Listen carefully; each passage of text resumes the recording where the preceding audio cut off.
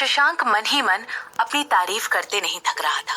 16 जून Thursday, दूसरा दिन। जैसे ही शशांक सिमरन के घर से उसे गुड बाय कहते हुए निकला, वो तुरंत अपने बेंटले कार की तरफ बढ़ा। वो कार अपार्टमेंट की बिल्डिंग के बाहर शशांक का इंतजार कर रही थी। तो आज के लिए मेरा क्या शेड्यूल है?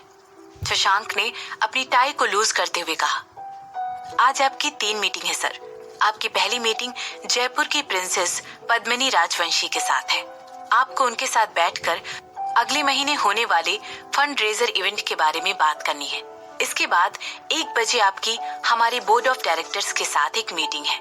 इसके बाद लास्ट में आपकी मीटिंग हमारे प्लानिंग डिपार्टमेंट के साथ है, जो आपसे हमारे लंदन में हो रहे कंस्ट्रक्शंस के बारे में बात करना चाहते हैं। ठीक है, और कुछ? शशांक ने अपनी सेक्रेटरी से पूछा। शशांक की सेक्रेटरी रूपाली ने हेजिटेट होते हुए कहा, एक्चुअली थोड़ी प्रॉब्लम हो गई है सर। जब हम मिस कपूर और उनकी माँ के साथ 7 साल पहले हुए हादसे के बारे में पता लगा रहे थे, तो हमें बेहद परेशानी हुई। ऐसा लग रहा है जैसे उस रात जो भी डॉक्टर या नर्स ड्यूटी पर थे, जिन्होंने मिस कपूर और उनकी माँ को अटेंड किया था, उन सभी ने 1 महीने के अंदर रिजाइन कर दिया। इसीलिए हमें थोड़ा और समय चाहिए, ताकि हम उन सब के बारे में या उनमें से कुछ लोगों के बारे में पता लगा सके। शशांक ने अपनी सेक्रेटरी की बात सुनते ही अपने जबड़े को गुस्से में कस के बंद कर लिया और अपनी सेक्रेटरी की रिपोर्ट के बारे में कहा। और हमें इन सब के बारे में पहले नहीं पता था, क्योंकि उस हॉस्पिटल का मालिक कौन है? शशांक ने पूछा। राजवंशी फैमिली, रूपाली ने जवाब दिया। ये वही राजवंशी फैमिली है जो फंड रेजर इवेंट करा रही है? शशांक ने पूछा। जी सर, रूपाली ने शशांक की बात का जवाब दिया। शशांक ने चिंता में सिर हिलाया। मुझे कुछ और भी पता चला है। जब मुझे पता चला कि वो राजवंशी फैमिली ही है जो उस हॉस्पिटल की मालिक है, मैंने कुछ और इम्पोर्टेंट बातें पता लगाने की कोशिश की। मैंने ये पता लगाने की कोशिश की कि कहीं कपूर या रायचंद फैमिली में से कोई राजवंशी फैमिली के क्लोज रिलेशन में तो नहीं है। तब मुझे पता चला कि मिसेस रायचंद, जो कि हेमंत रायचंद की माँ है, वो पद्मिनी राजवंशी की माँ की बचपन की सहेली है। वो दोनों अभी भी कांटेक्ट में है और काफी करीबी नजर आती है। रूपाली ने अपनी इन्वेस्टिगेशन के बारे में शशांक को बताते हुए कहा। तुम अपनी इन्वेस्टिगेशन जारी रखो, शशांक ने कहा। इसके बाद शशांक ने अपनी बात को आगे बढ़ाते हुए कहा, उस एक्सीडेंट के बारे में और पता लगाने की कोशिश करो। उस एक्सीडेंट के बारे में कुछ तो ऐसा है जो हम मिस कर रहे हैं और जो गलत है। अब जब शशांक इन सब के बारे में सोच रहा था, तब उसे रियलाइज हुआ कि इस तरह की इन्वेस्टिगेशन पहले मिसिंग थी। अगर ये इन्वेस्टिगेशन पहले हो गई होती, तो अब जो हो रहा है उसकी नौबत नहीं आती। शशांक ने ठान लिया था कि वो किसी भी तरह सिमरन के साथ हुए उस हादसे के बारे में पता लगाकर ही मानेगा। जब सिमरन उस पागल खाने से भाग गई थी, तब उसके साथ आखिर ऐसा क्या हुआ था जो उसे वहां से भागना पड़ा? शशांक को लगा कि उसे बस इसके बारे में ही पता करना जरूरी है। सिमरन की इस हादसे से पहले की जिंदगी के बारे में पता करना जरूरी नहीं था। शशांक के पास इस एक्सीडेंट के बारे में पता लगाने वाला कोई मौजूद नहीं था। और ये कोई इतनी बड़ी इन्वेस्टिगेशन नहीं थी, क्योंकि ये सिमरन के गायब हो जाने से कहीं से भी रिलेटेड नहीं थी।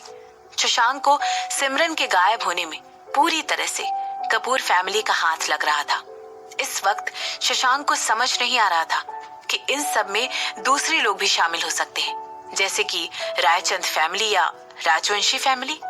बाय द वे, ये जो पद्मिनी राजवंशी है जिसके साथ मेरा अपॉइंटमेंट है, क्या राजवंशी फैमिली की कोई इंपॉर्टेंट मेंबर है? शशांक ने अपनी सेक्रेटरी रूपाली से पूछा। रूपाली ने शशांक की तरफ देखते हुए कहा, राजवंशी फैमिली की 2 बेटियां हैं। बड़ी वाली बेटी का नाम है रुक्मणी राजवंशी, जो कि राजवंशी फैमिली के सारे बिजनेस संभालती है। दूसरी बेटी का नाम है पद्मिनी राजवंशी। वो एक नामी परफॉर्मर है। वो एक अच्छी सिंगर और डांसर भी है, और उसने काफी सालों तक अब्रॉड इसकी ट्रेनिंग भी ली है। आप उनसे पहले भी 2 बार मिल चुके हैं। दरअसल उन्होंने ही अपने फादर से कहकर ये फंड रेजर इवेंट रखवाया है। अंदर ही अंदर कुछ सोचते हुए रूपाली हंस रही थी। दरअसल पद्मिनी राजवंशी वही है जो सालों से शशांक के पीछे उसे ढूंढते हुए घूम रही है, और शशांक है जिसे वो याद भी नहीं है, जैसा कि किसी प्यार में पड़े आशिक से एक्सपेक्ट किया जा सकता है। शशांक का दिल तो पहले ही मिस सिमरन कपूर का हो चुका था। रूपाली खुद को सिमरन की फैन होने से नहीं रोक सकी। कल जब शशांक ने सिमरन को लिली के फूल दिए थे, तब रूपाली भी वहीं खड़ी थी। उसने सिमरन को शशांक को इडियट कहते हुए भी सुना था। यहाँ तक कि उसने सिमरन को शशांक की तरफ गुस्से से घूरते हुए भी देखा था। उस सीन को देखकर रूपाली बहुत ज्यादा सरप्राइज हो गई थी, क्योंकि ये पहली बार था कि जब किसी ने उसके बॉस मिस्टर शशांक वर्मा से इस तरह बात की थी। जब सिमरन बेहोश हो गई थी, तो हमेशा कूल और शांत रहने वाले शशांक के चेहरे पर डर और घबराहट साफ झलक रहे थे। शशांक का चेहरा अचानक से पीला पड़ गया था। पहले सिमरन ने शशांक को डांटा, उसके बाद उसने शशांक को इस हद तक पैनिक कर दिया कि उसके पास रोने के सिवा और कोई चारा ही नहीं बचा। सिर्फ एक करेजियस सीईओ यानी कि मिस सिमरन कपूर ही ऐसा कर सकती थी। ठीक है, बाद में सिमरन की फेवरेट डोनट लाना मत भूलना। और हाँ, मुझे उस डोनट शॉप के मालिक के बारे में भी पता करके बताओ। मैं उस डोनट शॉप को खरीद कर सिमरन को गिफ्ट करूंगा, तब वो जितने चाहे उतने डोनट खा सकती है, किसी भी वक्त, पूरी जिंदगी के लिए। शशांक ने अपनी आंखें बंद करने से पहले कहा। जैसे ही शशांक अपने ऑफिस पहुंचा, उसकी आंखें एक तेज खुशबू के झोंके से तुरंत और बड़ी होकर खुल गई। वो खुशबू जानी पहचानी नहीं थी। शशांक ने तुरंत अपने ऑफिस के काउच पर आराम से बैठी हुई औरत की तरफ घूर कर देखा और उससे कहा, कौन हो तुम, और तुम्हें मेरे ऑफिस के अंदर किसने आने दिया? शशांक के एक्सप्रेशंस और टोन दोनों ही डोमिनेटिंग थे। उस अनजान औरत ने तुरंत अपनी पलकें उठाई और शशांक को एक प्यारी और दोस्त भरी स्माइल दी। इसके बाद उसने अपने पैरों को अनक्रॉस किया और अपनी जगह से उठकर खड़ी हो गई।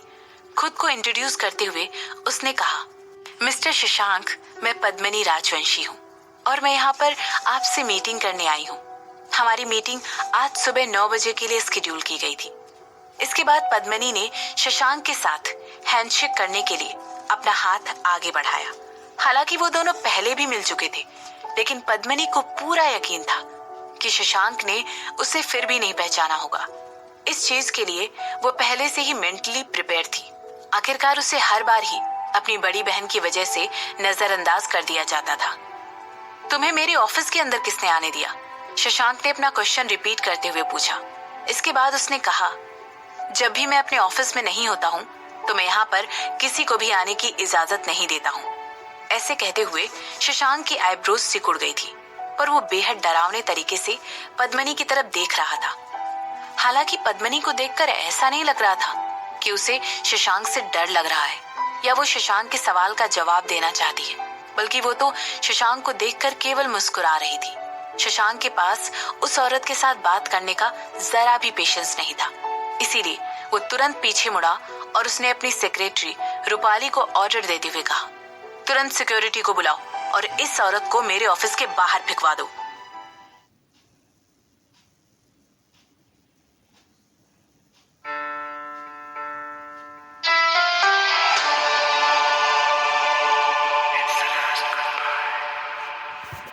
सोलह जून थर्सडे, दूसरा दिन। 16 जून थर्सडे